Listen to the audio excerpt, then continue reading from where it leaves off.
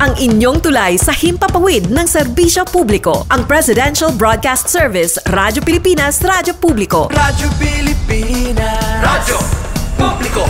Kinilala ng pang-international at prestigyosong Asia Pacific Broadcasting Plus Awards 2025 para sa kategorya ng Government Streaming. Ito ay dahil sa epektibo nitong pagsasanib ng mga tradisyonal na media tulad ng telebisyon, radyo at print para masabayan ang mabilis na pag-inog ng mundo ng digital at social media tungo sa mas epektibong paghahatid ng mahahalaga at napapanahong mga impormasyon sa mamamayang Pilipino.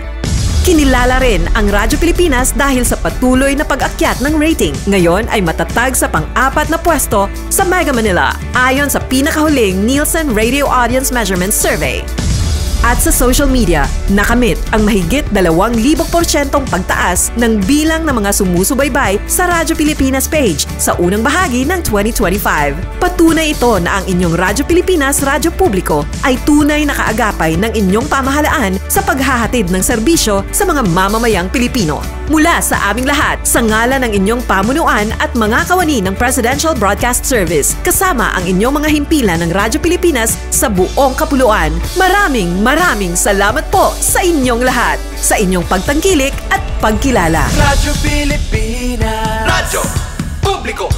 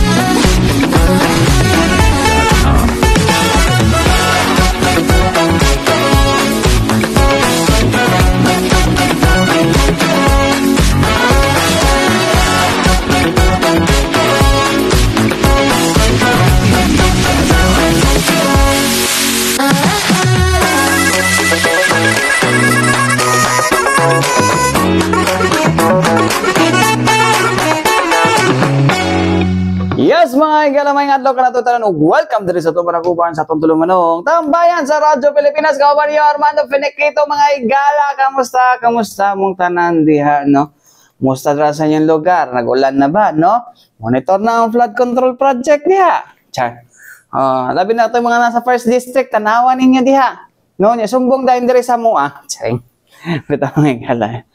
Bitaw, kamusta tang tanan diha mga igala? Hope nata sa maayong sitwasyon, no? Actually karong mga panahon na wala pa wala pa kay mga baha di lugar mga igala, no?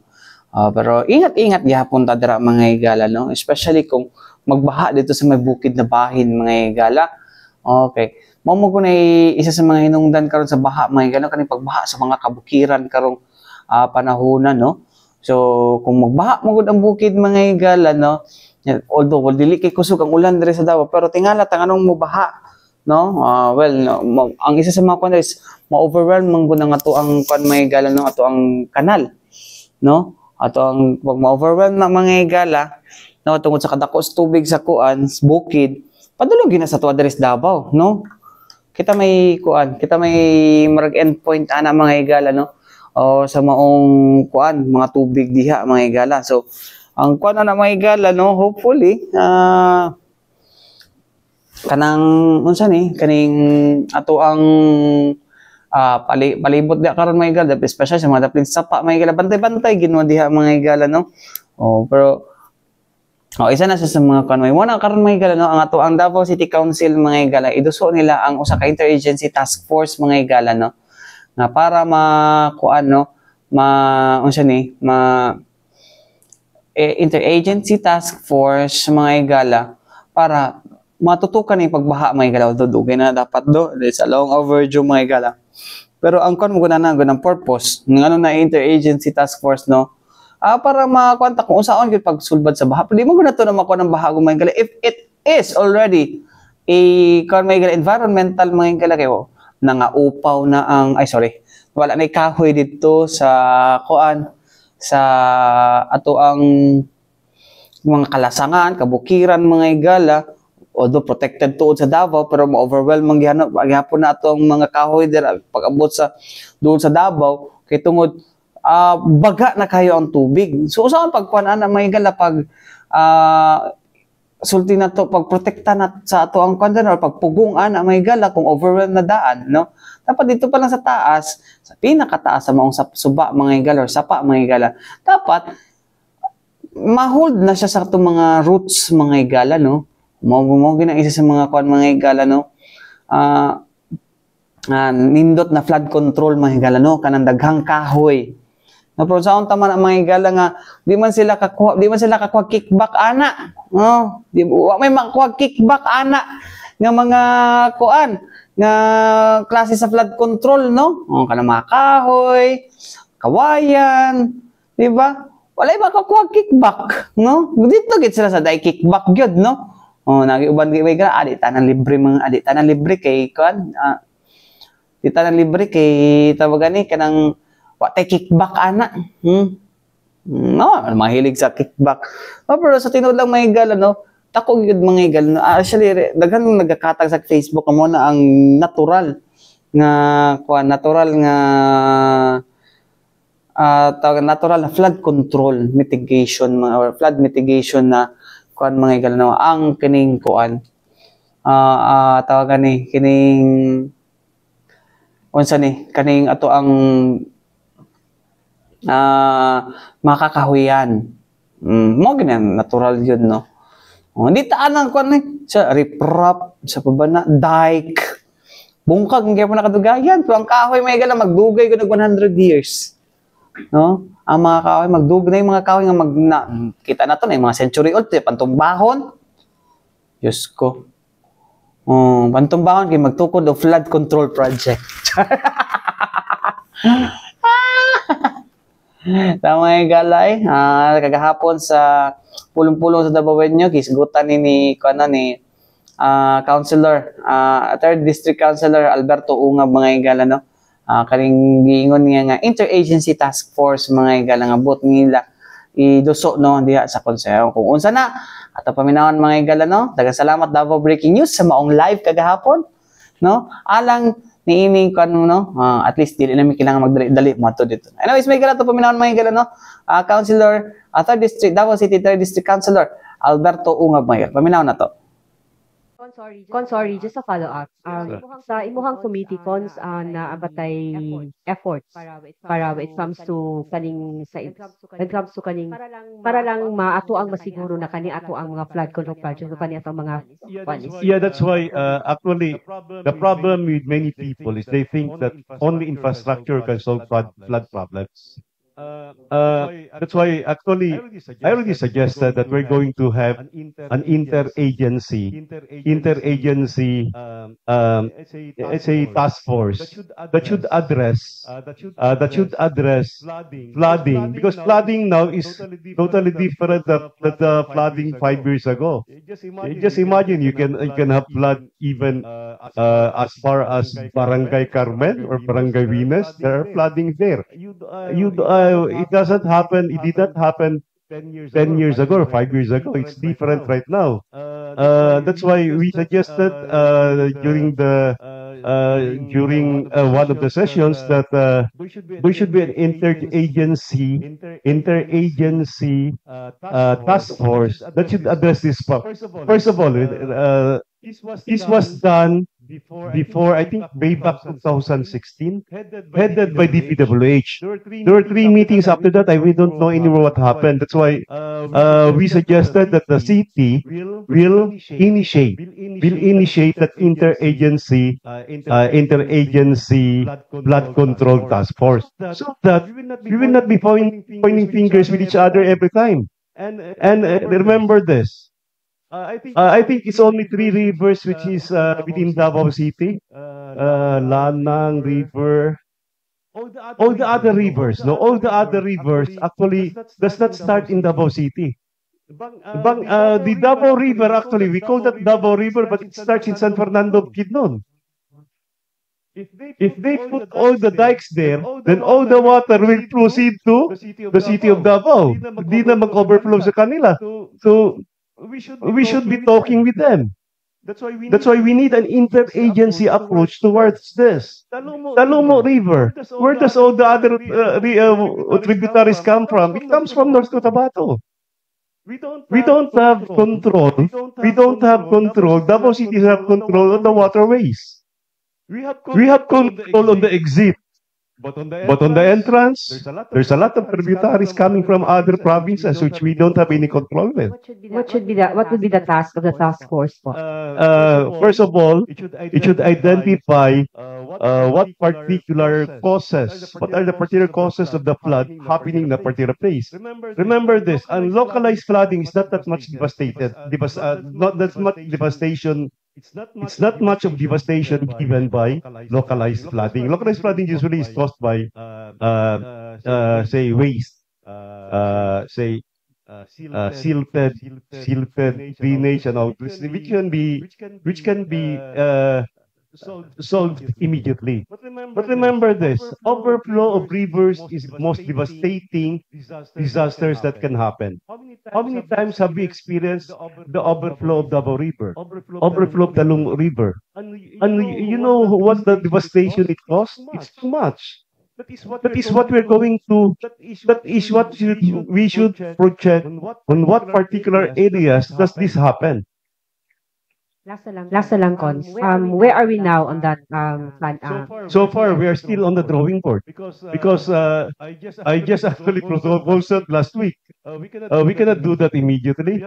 We have to finish first what is on board now. On the committee on DRRM is of course the multi-hazard emergency warning system, a totally comprehensive multi-hazard emergency warning system that should warn Davao City in case of earthquake, floods, everything. So it cannot be done in a year or two, but at least we have a plan so that we could complete that particular multi-hazard warning system. Second is we have to institutionalize our volunteers for disasters. We haven't institutionalized yet. It's in the Republic Act. This particular volunteers is part of the Republic Act, but we have to institutionalize that in the city. And I hope we could be able to provide some other benefits for them, say protection, in case if something happens to these volunteers. They don't receive anything, so at least there should be an insurance or something else for this particular volunteer. But it's still on the table, that is still to be discussed. Remember that all funds of the city is always subject to accounting rules and auditing rules, So, mga higala, no? Nga to ang kuan mga higala, ang konsyal sa to Katalong Distrito, mga higala, with regards sa ning baha, mga higala. Interagency Task Force, no, on flooding, mga higala. So, kuan, mga higala, tawagan ni, kinahanglan gid siya kinahanglan gid siya unsa ni? Kinahanglan gid nato sulbaron, mga higala. Although mo lagi na, no? O ang city mag-implement daw ka ng stricto nga sa development, mga higala, daga magyaw-yaw, no? Daga magyaw-yaw, itugod, wala na negosyante nga muanhi din ni. Well, mga higala, sa kung kainumduman, 2014, mga higala, na-interview na to na ang katuwatong kanhi presidente nga mayor pa sa una, mga higala. Yun siya, di na niya kaya, mga higala, no? Di na kaya, no? Overwhelmed na kay ang Davao City. No, sa mga development, kitungod, mga baha, yung reklamo sa una, 2014, di pa siya presidente. Ang mga kalsada, gagmay. Ang mga imbornal, gagmay. No? So, gamayng kibot lang, may gamayng ulan na may mabaha, gyud. No? So, pagka-presidente niya, halos wala gani project, kanang mga gala, wala gani. Kanang na may improvement, mga gala, on the flood control, mga gala, pero dili parehas ito sa kauluhan, no? Although, mas better than katong dili pa siya presidente. Mo tong kwan, mga gala, no? So, mo na siya, mga gala, overwhelmed na gid kay, mga gala, nagigingon na si ano mga igala no, si former mayor mga igala ug ay atong kasamtangang mayor karon mga igala no nga tuwa sa nag-work from home, nag-WFH. Work from The Hague, no? So mao na ang kwan mga igala, mao na ang unsa ni ang tinuod gyud nga hinungdan kay mga igala no. Kagmay mo lagi na kay ato ang kwan itong development taas sa kayo. Nagkanang kayo dito tapos ato ang kwan mga igala, mobita na karon na city planning mga igala no. O kami kay namon mo jud na ang kwan mo sa mo ang Mediaville mga igala. Sige ingon ang kwan dapat mulikay mo sa kahoy. Kung naay kahoy diha, likayan ninyo ang kahoy, no? Pasag din ang kahoy diha. No? Kamoy mulikay kay dugay na ng kahoy diha. Ana. Diba? Wala ka mga suko kay wala daw development masulod. No, nanaway pasangil, pantulas. Well, magkatong kwan, magkatong tagiya dito sa kwan, tagiya ng property dol sa unsa ni? Dol anang katong asa to na kwan. Medyo naguba nga portion lang ha, portion. Naguba nga portion, pasangil lang pinon DPWH nga mo ni action. Diyos ko, nangayra tag 3.6 million. What? Mag si Michael V. Ito 3.6 million pa ngayon. Wow! Ay, nako. Pasangin lang nino na inefficient ang kuan or ineffective. No, ang ato ang DPWH tungod anang kuan lang gusto sundon sa contractor pero dili. Yung DPWH pasangin lang. Diyos ko, hindi mo sakay-sakay. Ay, nako. Anyways, mga igala, balik kita man lang sa mga importanteng painumdom ni ato si Bianan. Balik kita mga igala din sa ito paraguban sa tuntulumanong tambayan sa Radyo Pilipinas. Kauban ninyo Armando Fenequito mga igala. Yes, mga igala, no? Padayon pa kayo pa sa tunga-tunga sa semana mga igala, no? Pasabutan na napata sa tunga-tunga sa ito ang National Crime Prevention Week mga igala, no? So, anyways, mga igala, isa sa mga deterrent mga igala, no? Or ginatanaw nga deterrent mga igala sa krimen is CCTV. Pero ang nahibo karon mga igala, ang CCTV, ginahimo na lang o kining kuan, ebidensya nga ipresenta sa korte mga igalan. Or pagpangita mga igalan. Kaya marag di na deterrent, ay kuan mga igala, no? Kanang murag, igura na gibuta, pero wala nagabantay. Gibuta kay CCTV para damo diha, makita ninyo tanang mga lugar. No, na po mga gwardiya pod, no? Nga natulog lang para sa tunitabo dito sa may kana sa Tulip Drive god nga naay nagkuan. May na lang gani nakabantay tong kuan, nakabantay tong stay in. Ang stay in pa nakabantay na empleyado no tong gwardiya natulog. Mo lagi na mga katambayan lagi ba. So mao na may igala no ang paunsa nila nga makuan gyud ano nga tinuod gyud nga may mong deterrent sa crime. No kay ang mga kriminal karon may igala sa tinuod lang wag kabalo kung kuan isog na ba? No? Isog na ba na sila mga igala wa sila ikahadlok nga makita sila sa mga kamera, daghan na kay CCTV diha sa mga palibot pero mo komedya po krimen, no? Labi na kanang mga personal na kayo nga mga krimen. Diba? Ay, nako. Kung na isa sa mga kuwan na ito, mga igala, kailangan yun nato na sila ikuan yun. Kailangan nato na kailangan din na siya evaluate yun. Kung saan deterrent or pangkuan na lang, nahimo na lang content na sa to ang mga kuwan, no? Sa to ang mga social media. Present na to ni warning. Kita na to ni kawatan. Kung nakakita mo ni, kaya nga na, good.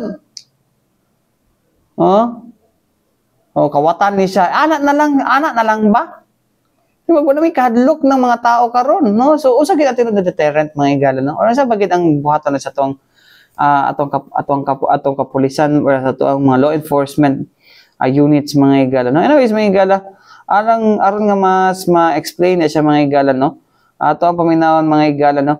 Ang kuan mga igala, no? Unsa ginang kuan gani Community Affairs Division sa kuan mga igala.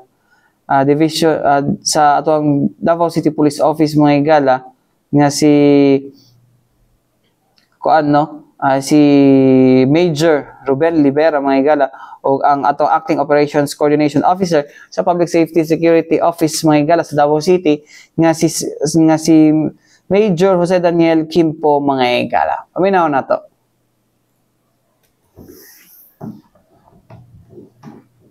Crime prevention.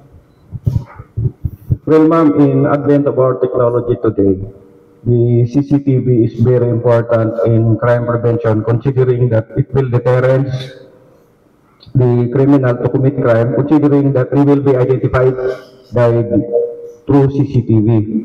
And that I think the city has already has an ordinance for those who applied for business permit to have a CCTV. However, there are CCTVs na tinatawag natin compliance lang. Considering the fact that when we try to review the CCTV, wala palang laman. That is our problem. And for the information, in advent of new technology now, the DCPO has implemented the Oplan Eye in the Sky for us to deploy our drone natin to have patrolling and for the deployment during disaster and other important activities.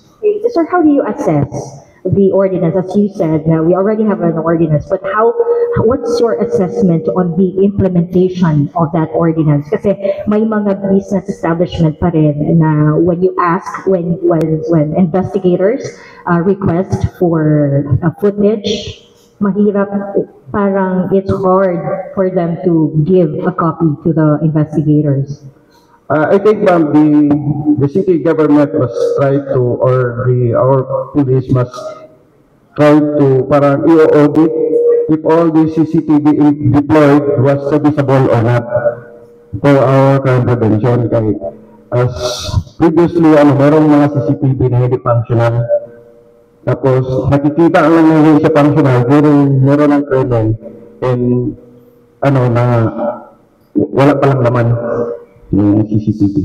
Meron tayong available data on how many business owners are not compliant with the said ordinance, sir? Actually, wala mga ma'am, but experience during investigation, meron tayong mga CCTV na hindi functional. Okay. Sa PSSO, sir, I understand meron tayong plans to put more CCTVs in public places. So, how is it going? And ilan na po yung mga nadagdag na install na CCTV? Last week, napadaan po ako sa Coastal Road, may mga back sa karsada.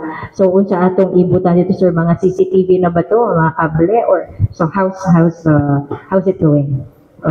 With regards to the CCTV, Davao City is investing on that, and there are about 200 plus CCTVs on many thoroughfares and many areas in Davao City. However, we don't have any CCTVs in the internal streets because there are barangays who have also their own CCTVs, and we are continuing to invest for the procurement of CCTVs, and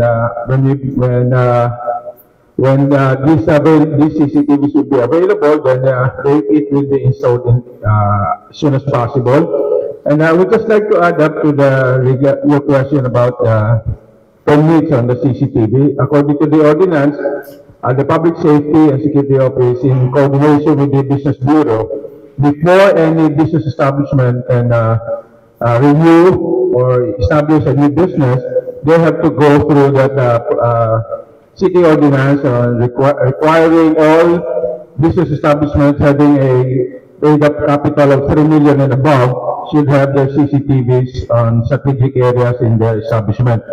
Now, before they renew, our office are inspecting almost all business establishments in Davao City for their renewals or immediate inspection because it is an ordinance, so therefore it is a law, local law. So we have to check and to ensure. Now, if they don't have, as what mentioned by Major Libera here, that when they check up on the CCTV, wala palang laman. And this is a violation. But again, I would like to establish that business establishments having 3 million and above capitalization are required. At least 1 terabyte. No? So yan sila in-inspect. Pagka wala naman yung kanilang CCTV, talagang sine-check up yan and they are given inspection report and they are given a certain period of time to comply with this city ordinance. If not, their permits will be revoked or they will not be able to renew their business permit. So that is how the PSSO contributes to this implementation of the CCTVs. All right. So last two questions. What areas are we focusing or prioritizing when it comes to installation of CCTV?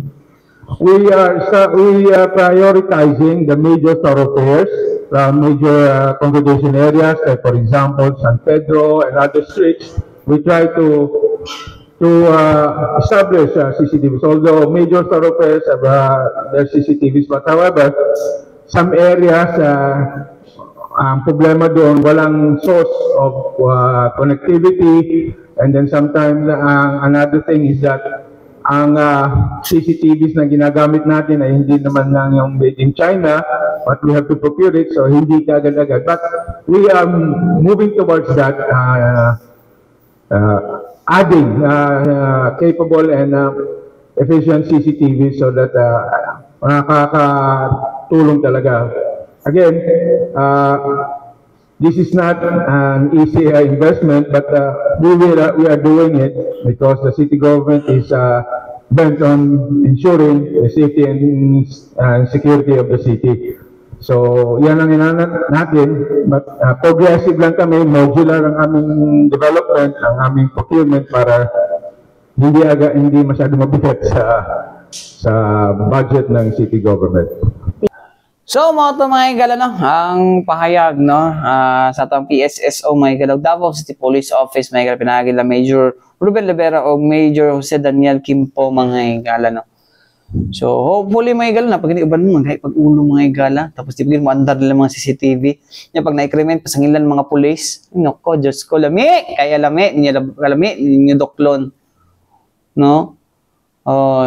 Pag wag na may tabong agreement diha mga igala, pag i-bash na sa kuan, tawag ni, i-bash na sa mga netizen ang ilahang kanon, ilang pasangin lang, police manggod ba? O kada ang police manggod kahinay kayo mo responde. No, ang police manggod ba kay kuan kay bulok. Kamu bulok. Samok. Kamu bulok. Oh. Kung napunta na yung kwanta, kung functional yung CCTV,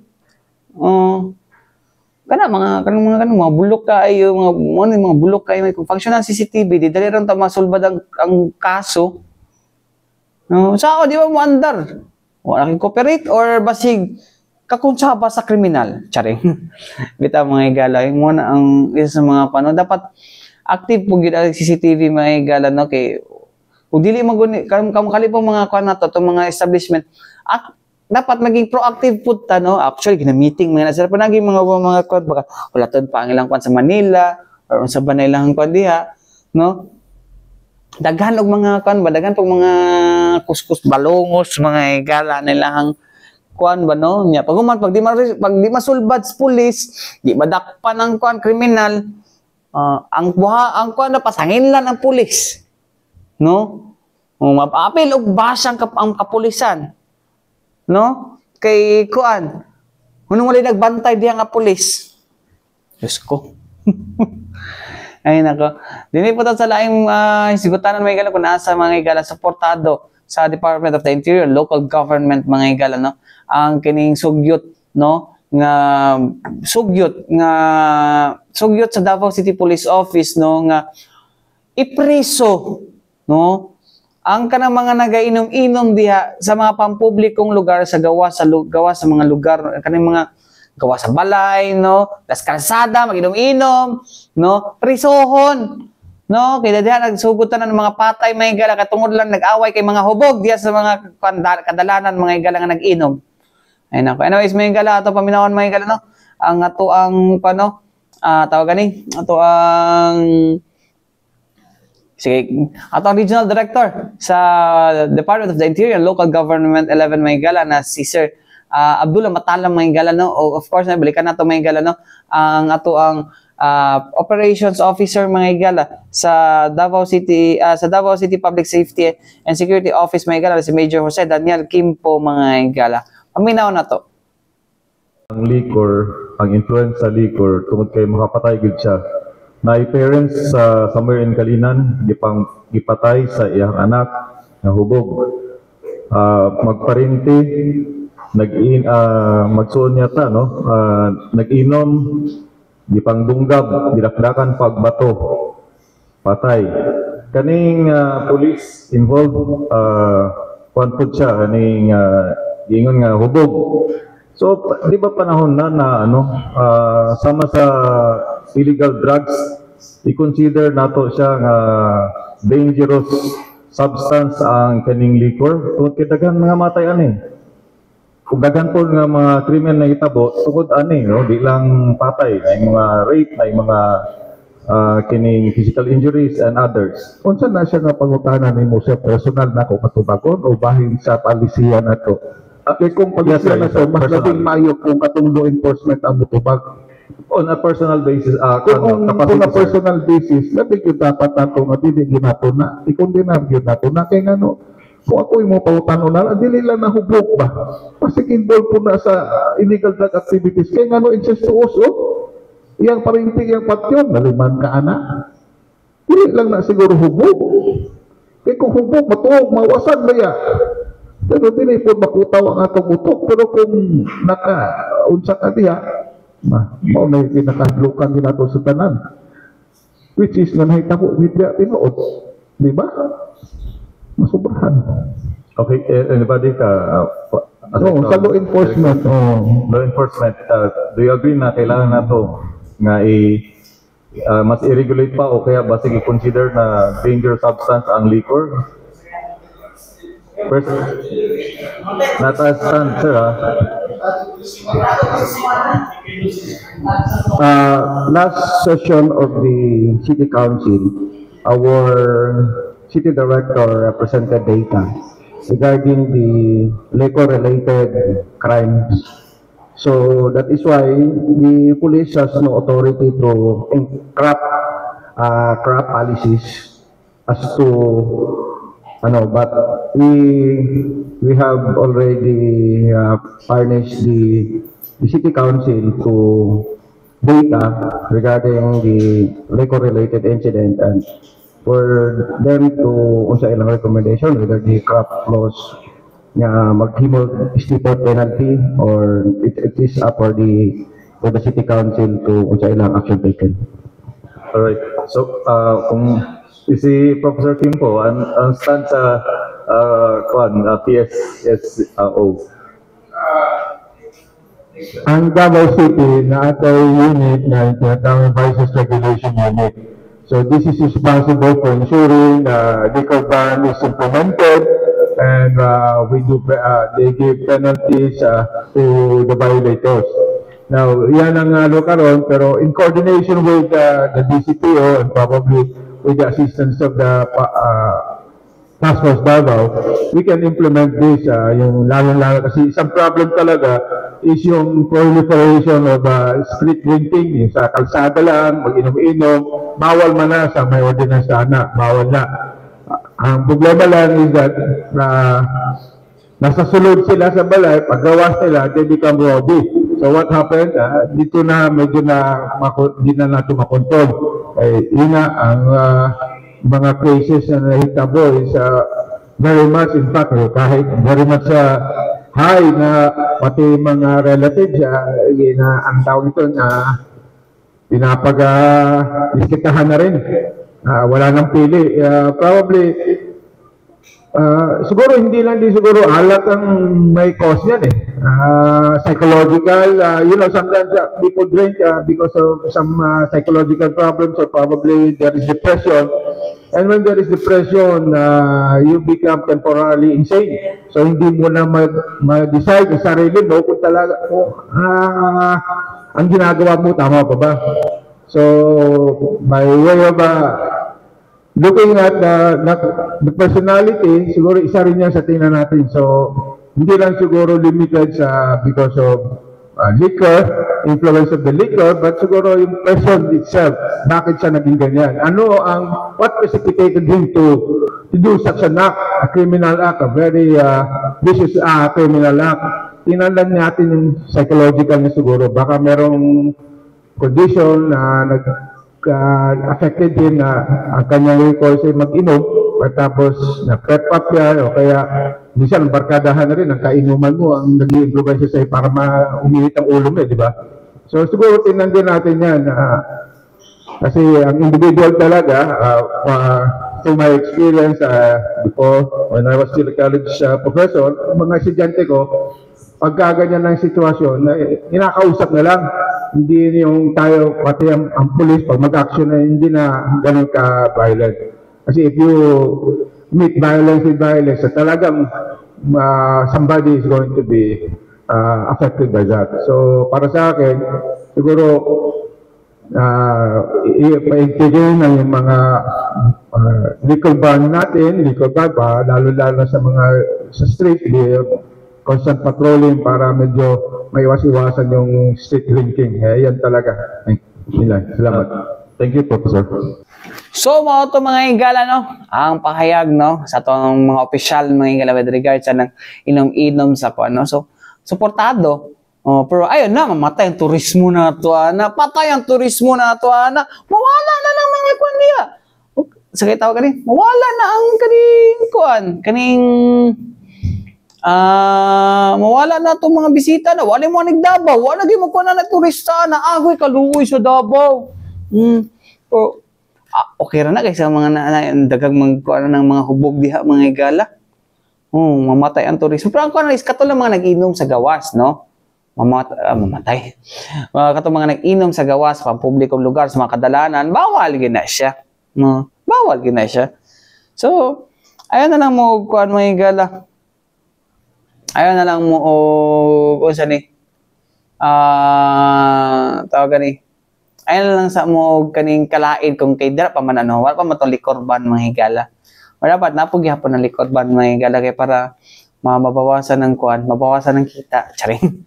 Anyways, kami reklamo ng mga taxi driver po din mga higala, no? Kay kuan daw wala daw sila pasahero ini kagabi di na para sa una. May sa man tong pilion na lang unta, no? Safety sa mga tao, ang kita sa mga tao. Well, it goes hand in hand, pero usa may mas importante. Mora na ako ang pangutana. Ay naka. Anyways, may galawa tayo oras. Sa ngalan sa Tibok Perso sa DXRP Radyo Pilipinas, Radyo Publiko Davao, may galaw na kaban Armando Feliquito. Alang sa tambay sa Radyo Pilipinas, hantod sunod usab. Daghang salamat ug may adlaw kanatong tanan.